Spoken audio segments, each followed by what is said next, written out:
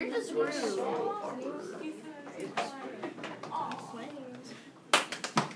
So we begin.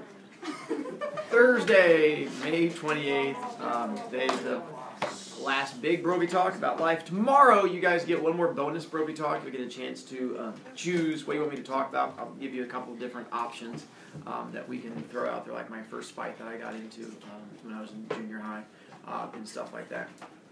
Now, that not all the classes get because of the whole, not having time. But you guys, we get one more. Couple things for today. One, I have notes that I have to follow because I get kind of rambling and distracted as I go through it. And then two, on the off chance that I do show emotions, just give it a moment, it'll pass through. Emotions are just weakness leaving the body. And then it'll be fine after that. With the story from yesterday, to finish that one out real quick, we're pretty much down there to the end of it. I remember riding to the police station. We were almost to the end. The only last few things to hit was one, I did have to get a mug shot. It's the only mug shot I've had in my life where you have to stand in front of the wall and hold the little thing in front of you. I did have to do that. No, I don't have that picture. I wish I did. But I spent about a decade hoping that picture would burn in a small pit. And then by the time I was like, I wish I had a copy of that picture. By then, too much time had passed and there's not a photo of me. But I'm sure somewhere at some point there was a photo of me looking really sad holding the little thing. Didn't go to jail. I just had to go down and they got my information at the little police station and they kicked me out because I was 18 years old. And then I remember having to tell my parents. And that was tough. I didn't feel bad about that arrest because I felt like I didn't do anything wrong. Whereas the one yesterday, that's a tough story for me to tell yesterday. Because it hurt still to tell that story because that was a straight up me being an idiot. The first story about me breaking and entering in the house, that one doesn't bother me as much because I was young and I was just an idiot. But me shoplifting, that's just me. That was just me making poor choices. And then the third one with the alcohol, I don't really feel I did anything wrong. I mean, I was dumb in helping a friend, but it wasn't like I was drinking. So I'm not trying to excuse it, but that's why that story doesn't hurt nearly as much. I had to go tell my parents, and I remember that conversation.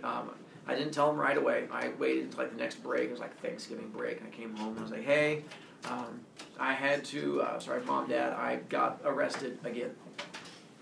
Which is a conversation I hope none of you ever have to have with a parent when you say that you got arrested again, because it means one, that you got arrested the first time, and two, that you got arrested a second time.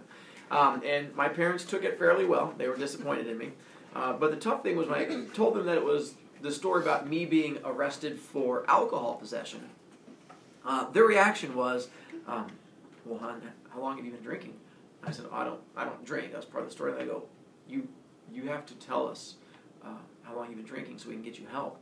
I said, I don't drink. Like, you have to admit you have a problem before we can get you help.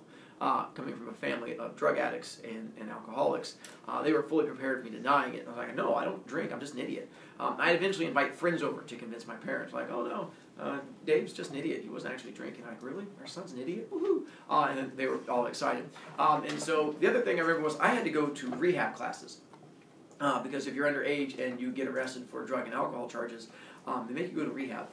Regardless of the fact that I didn't, because apparently every person who gets arrested says, I don't drink, so that didn't work. So I had to go to classes to teach me how to handle my alcohol problem that I didn't have, and so that was really awkward, because I had to go at 8 a.m. on Saturday mornings and be taught about why I shouldn't drink, even though I didn't already, and it was an interesting experience.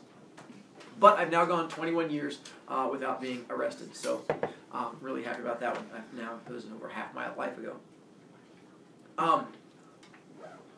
I tell you guys those stories, and I have kids every year who tell me that I should start the year with those stories because they find them entertaining. I'm like, those stories are so much fun. It's like, why don't you begin the year with them? You have to realize I can't start my year with those stories.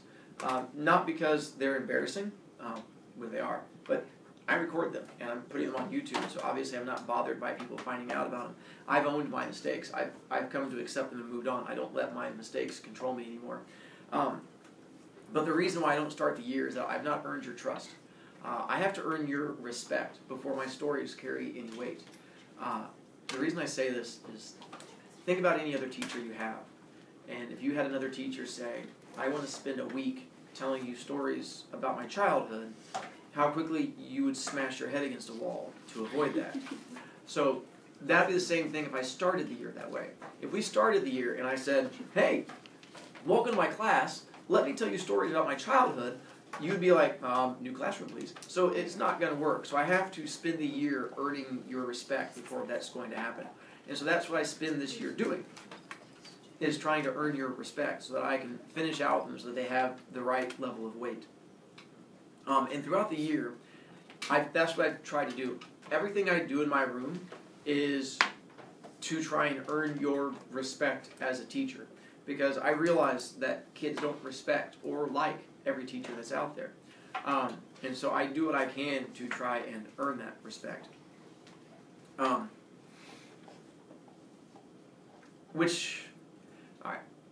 my stories jump around from class to class. You just sort of have to give my brain a moment to get from location to location. Let's go with, when I was younger, I got bullied a lot, which I'm fine with now. I mean, it sucked at the time, but I've come to terms with it. I was skinny. I was dorky. I read all the time. I was unathletic. I had horrible acne, regardless of how much medicine or how many times I cleaned myself or washed or didn't eat chocolate or didn't drink pop or any of those tricks did not help. And so I got made fun of for that quite a bit growing up. And bullying sucks. But I learned how to handle bullies. I tried being violent with them. I tried being sassy with them, and none of those seemed to work. And what worked the best was advice that my mom gave to me one day, which was, she asked me when I was being made fun of, she's like, why do you care? I went, what?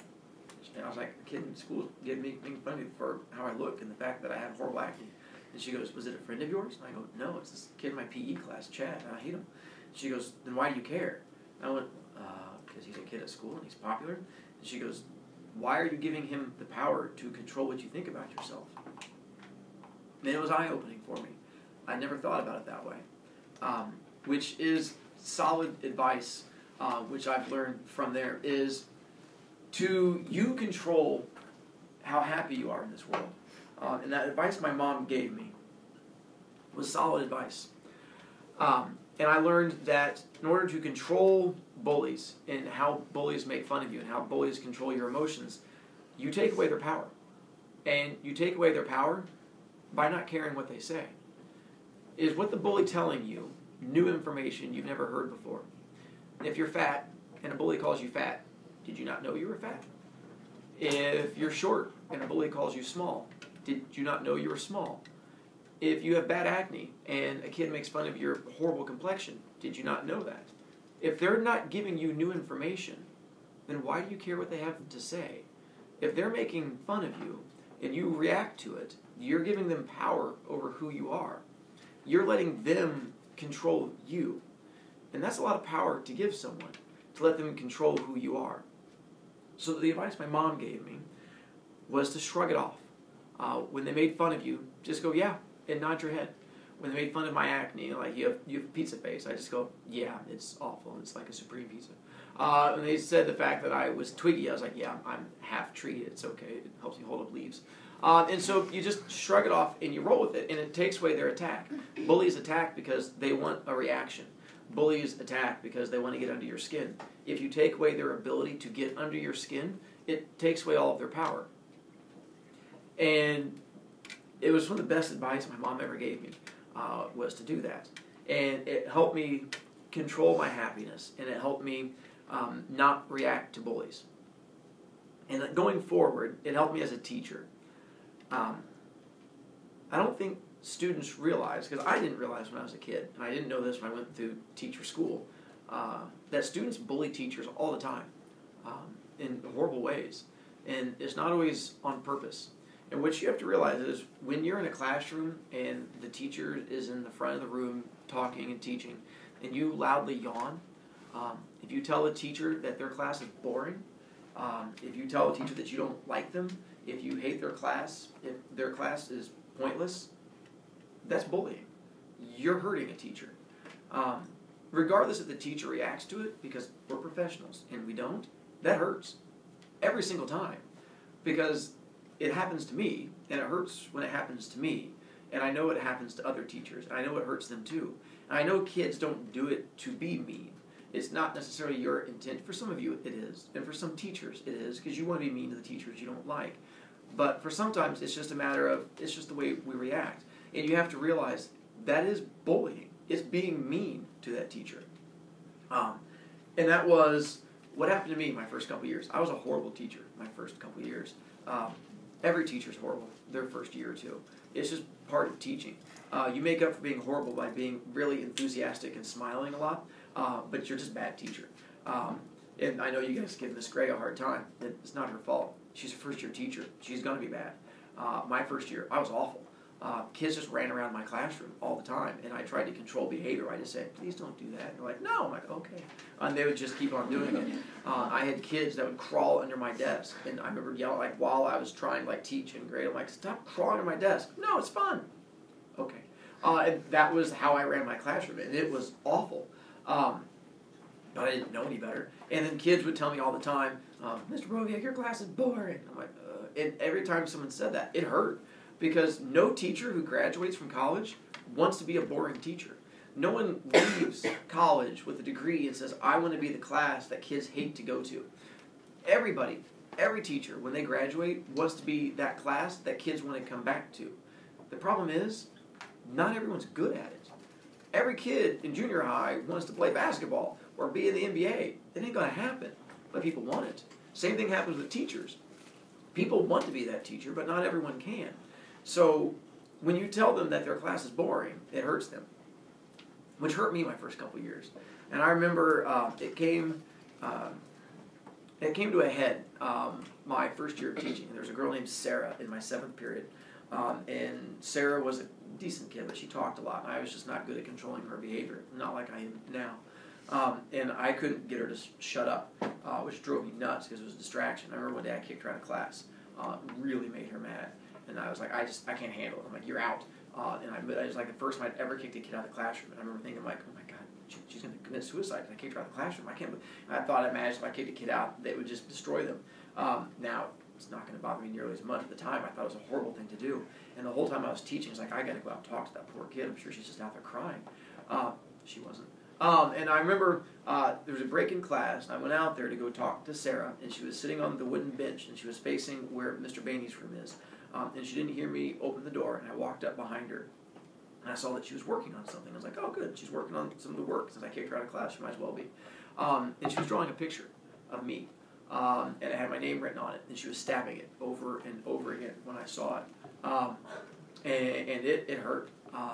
There's no other way to say it. I mean, it crushed me as a teacher to think that this kid, who I didn't hate, who I kicked out of my class just because I was trying to teach, and the fact that she was sitting there stabbing this picture of me, it hurt a lot.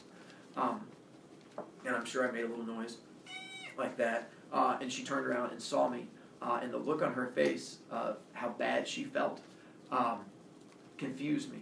Because I figured there's no way you do that if you don't hate a person. And I figured this child had to have hated me. And she immediately apologized and told me how much she liked me and the fact that she was just mad. And I was confused. Then I realized she wasn't trying to be mean to me. She was venting. She was angry, and she was just letting out that anger. But it was a learning experience for me, because I realized I had to change how I was running a classroom if I was going to survive. And so what I came up with was a persona. I had to put up a front, put up a shell,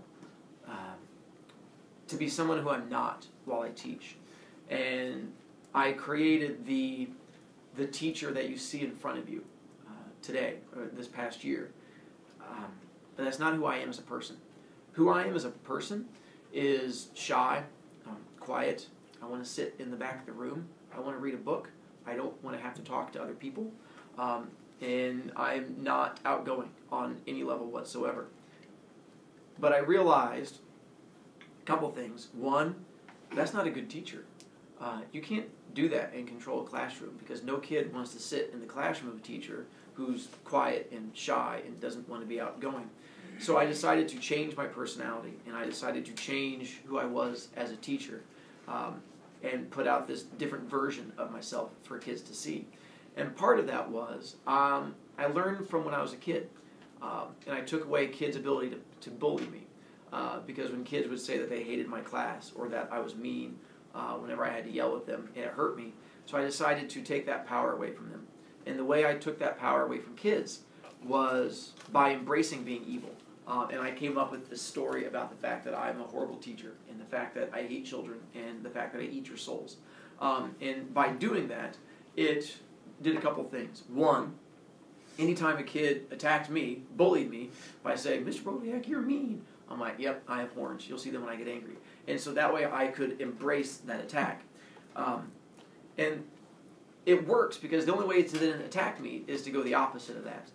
Every time I keep saying, "Yes, I love it when you're angry and you're sad because I drink your tears," kids naturally do the opposite of that because it's what you guys just like to do. You guys like to go the opposite of whatever you think an adult wants to do. And so you do the opposite of that, which is then be like, "Mr. Brovitalk, you're so nice." And I'm like, "Hush your mouth, you're spreading lies." And so it goes the opposite. And then the only way to attack me is with nice things. And it's just a little bit of reverse psychology. I tell you that for two reasons. One, so you understand a bit of my thinking and how I run my classroom and what I do, and so that you understand that personality that I put out there is not my true personality. And the reason I want you to understand that is because it's a power that you have. And I don't think all of you grasp the fact that it's a power that you have. You have the power to control your own life. I could have been that bad teacher who was shy and quiet and let kids control my room. But I chose not to. I chose to instead put on this air of confidence, of having a huge ego, of being someone that people should flock to, and the fact that I tell you how awesome I am on a daily basis. Because if I keep doing that, eventually it'll sink in and someone will believe me. And apparently half of you bought into that already and think I'm awesome. Tricked you. And so it's that same idea. Because that's what I want you to be able to do, is control your life. Be the person you want to be. I hate to say it's as simple as that, but it's as simple as that. It is a matter of making a choice. I had a student last year who was an 8th grader this year, but she moved to a different school. And she listened to my stories at the end of the year, and she was not happy about moving to a different school. But she came back and talked to me before school started. And I told her, you have a chance to make a fresh start. You can control who you are. And if you really feel like embodying what I told you, you can be a different kid here at this new school than you were at my school last year. Because she was the quiet kid that sat in the back of the room and never talked. People didn't notice her. And she didn't say boo. And she was invisible. And she figured to give it a try. And I still stay in contact with her, and I talk to her almost every week. And it's been a whole different year for her. The fact that she's popular, the fact that she has friends, the fact that she's on sports teams, and the fact that she embodied what I told her, and the fact that she completely just changed it. And it was simply a matter of deciding. She decided to be outgoing. She decided to put up this air of confidence. That she decided to show people that she was going to be outgoing, even if she didn't feel that way on the inside. The problem's going to come that people are going to make fun of you when you choose to do that. Because kids make fun of what they don't understand, and kids make fun of what scares them. Because kids are human, and that's what humans do. You have to be stronger than that, because when they attack you, they're being bullies. So what you have to decide is, what kids are you going to let shape your life? What people are you going to let have opinions that shape who you are? So if you decide to change your life, and you decide to go down a path and take control of who you are, and people make fun of you for it, who cares? Who cares what those other kids say about you? Who cares what other kids think about you? Why do you give them power over you? You control who you let shape who you are. As humans, we are shaped by the opinions of others. We are social creatures. It is just what we are. When people talk about us, we listen. The trick is you have the power to decide what opinions matter to you. You have the ability to decide which kids control who you are. So when you make these choices and kids laugh at you and give you a hard time, you have to decide, is that a kid that I give power to? Is that a kid I should care about? And if it's not someone you consider a close friend, if it's not someone who's earned your respect, if it's not someone who's earned your trust, why do you let them have the power to control who you are? Don't let them have the power to control who you are. It makes a difference.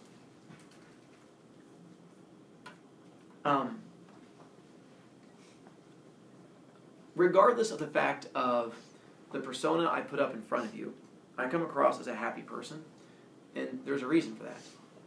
I'm an incredibly happy person. That's not fake. It's who I am. I'm happy.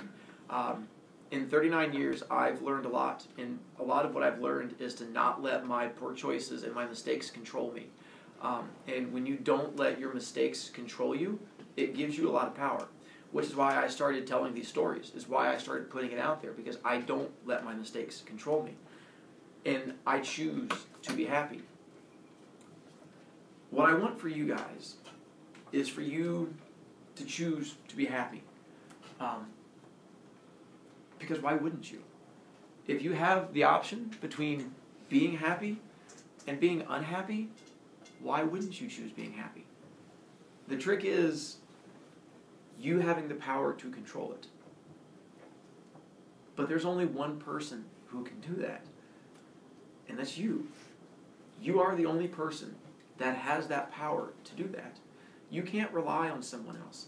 There is no magic person that's going to come in and control your life for you. It's you. And if you keep waiting for someone else to come in and do it, it doesn't happen. It's not going to happen. I know this because it happened to me. In junior high, I made poor social choices. And when I say I made poor social choices, I very, very much wanted to be popular. It was the center of everything I did. And so I strove to be popular. I joined the football team because I thought that's what popular kids did. I joined the wrestling team because I thought that's what popular kids did. I wore the clothes I thought popular kids would wear. I went to the places I thought popular kids would hang out because I was desperate to be popular. I was that kid that you think of who does everything to try and be popular, and it didn't work. I was skinny and dorky, but more importantly than that, when you're desperate to be popular, you're not going to be popular because it doesn't happen that way. But I didn't know that at the time. And I made choices that I regret later. One of them that still haunts me to this day was a friend of mine named John Montgomery. And John was a friend of mine, and he and I were dorks together. And one of the dorky things we did together was we played with action figures, G.I. Joe, in junior high, and it was awesome. And I loved playing with G.I. Joe, and I had so much fun with it. But I knew the popular kids didn't play with G.I. Joe, so I was going to have to stop playing with them at some point. But John didn't want to stop because John didn't care about the popular kids.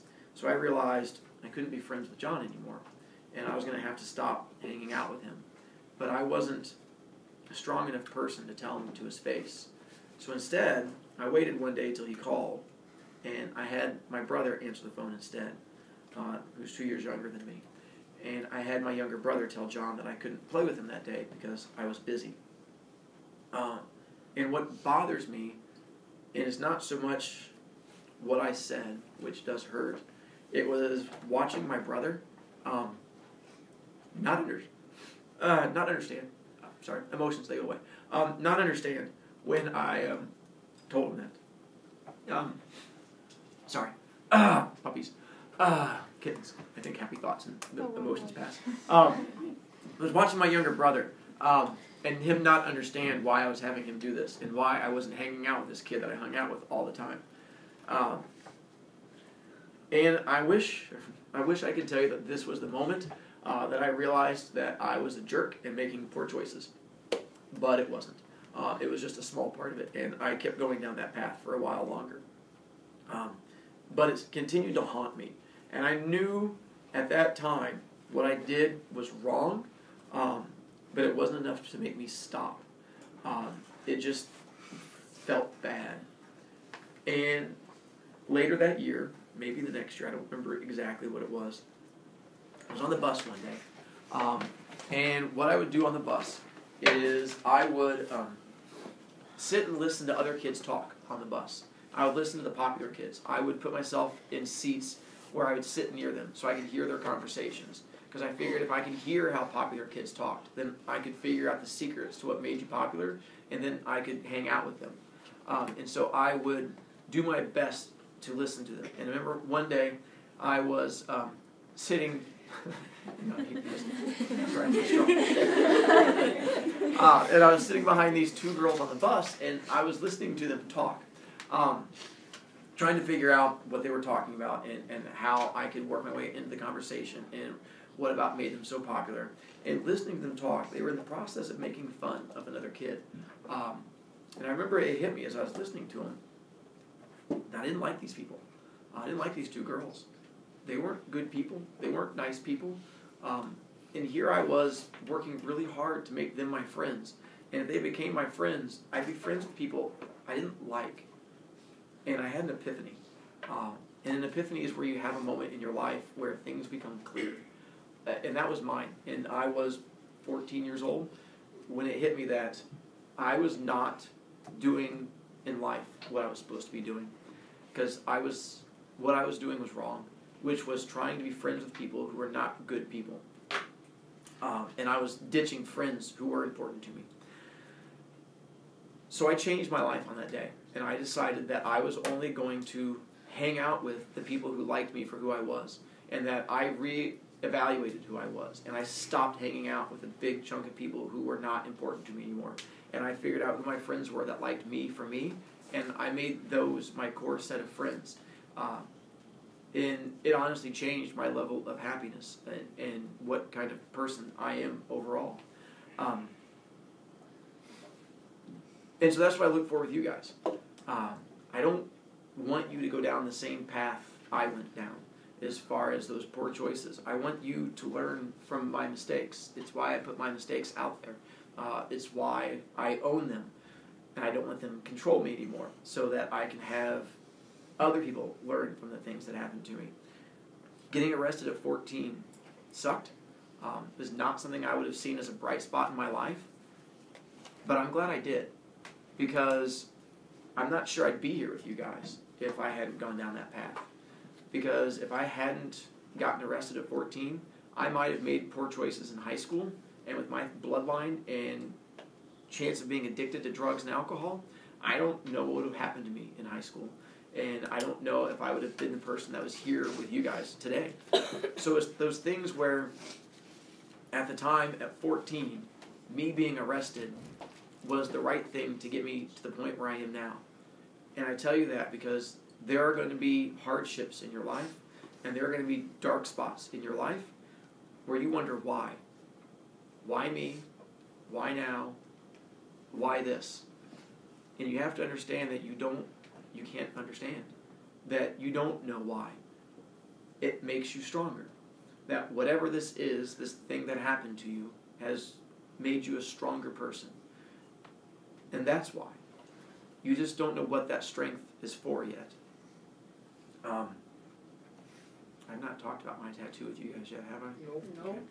Okay. Sorry, the classes in my brain, they're all kind of jumbled together. I have a tattoo that some of you guys have seen. It's on the back of my calf.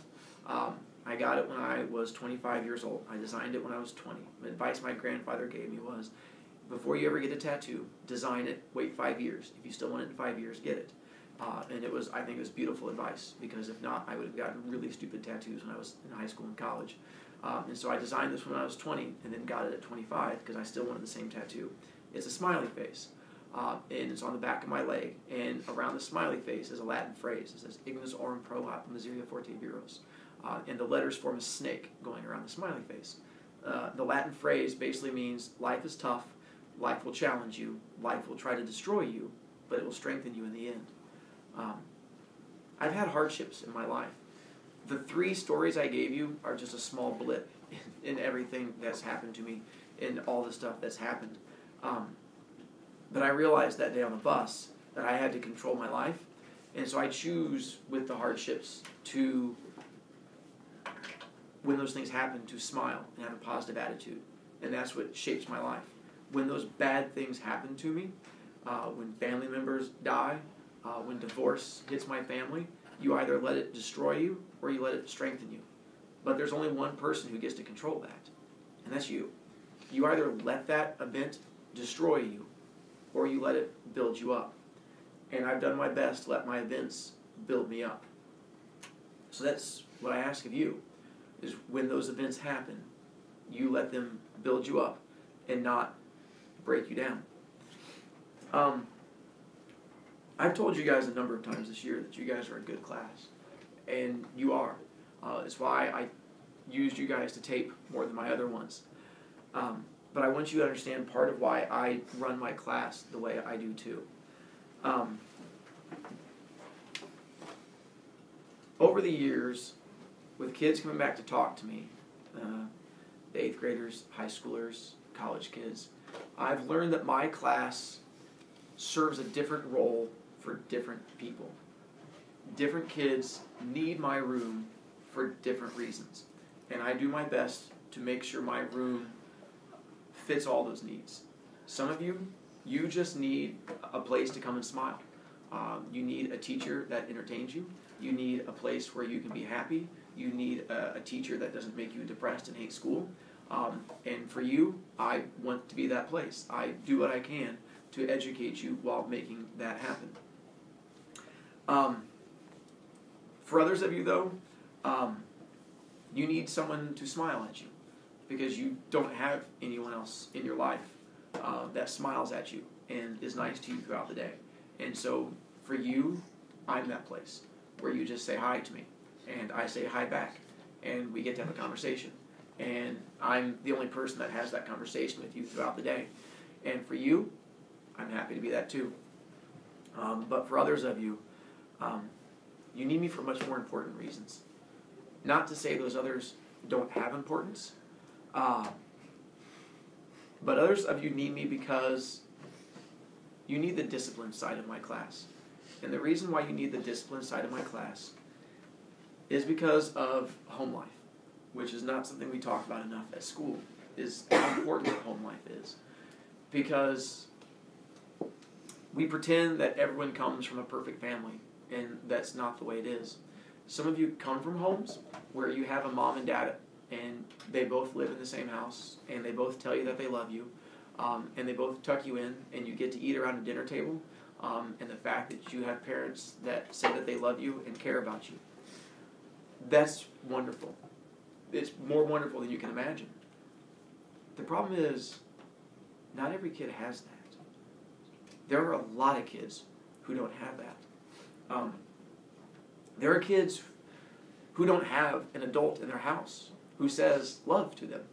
And I don't think you understand, if you have that in your life, how powerful it is to not have that. To not have someone tell you that they love you throughout the day. And how much that hurts. Which is where for some kids, that's where my room comes in. Because my yelling at you, my making you stand up, my sending you to the slow kids section, my telling you that I don't accept failure, and the fact that you're not allowed to fail my class, is my way of letting you know that I love you.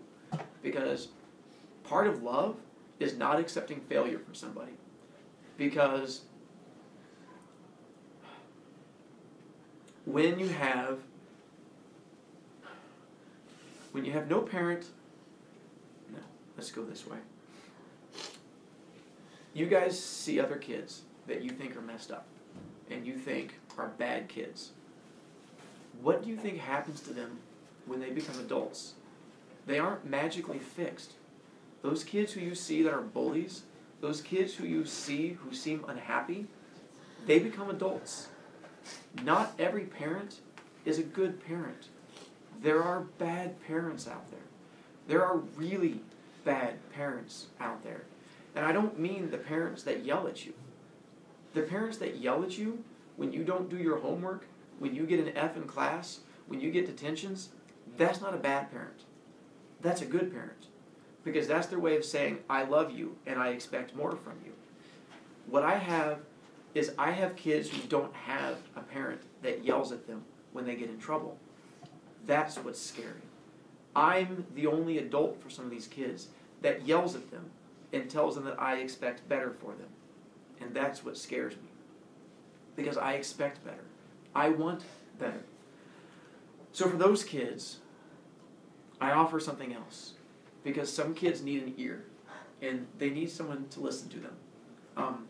Because sometimes just being heard makes a difference. To know that there's someone who will listen to your words. And for those kids, I offer my ear. Whether it be after school, whether it be you sending me an email, whether it be through Instagram, I will always listen. I posted to Instagram that I have kept all of those keyboarding letters.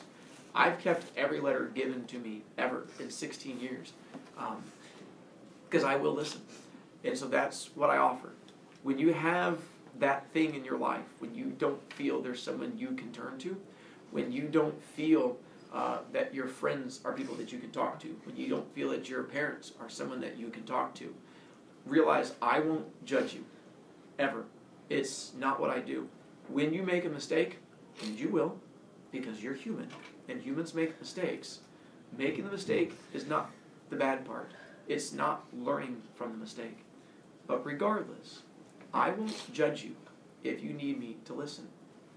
If you need to come and talk, you can come, and I will listen. It might not be now. It might not be this year. It might not be next year. It might not be years from now.